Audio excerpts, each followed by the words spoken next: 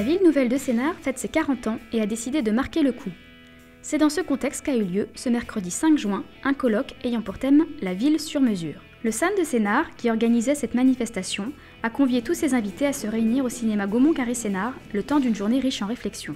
Qu'est-ce que vous entendez par zone de calme? Ainsi, élus, architectes, aménageurs, urbanistes, sociologues et bien d'autres ont pu échanger et se sont interrogés sur l'adaptation des politiques urbaines à l'évolution des modes de vie.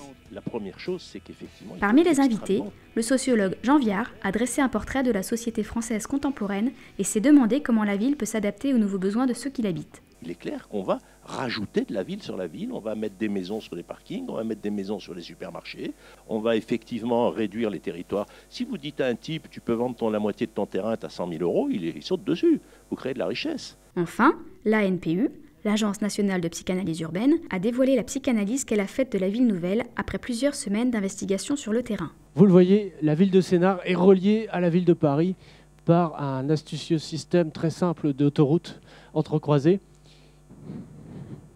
Ce qui fait quelque part, on assiste à la naissance d'une famille recomposée, puisque dans le même temps, le cordon ombilical entre Sénart et Melun est rétabli, et que s'amorce la réconciliation entre les deux villes, qui va bientôt être parachevée par un projet d'hôpital commun, l'hôpital étant le meilleur endroit pour guérir des blessures du passé.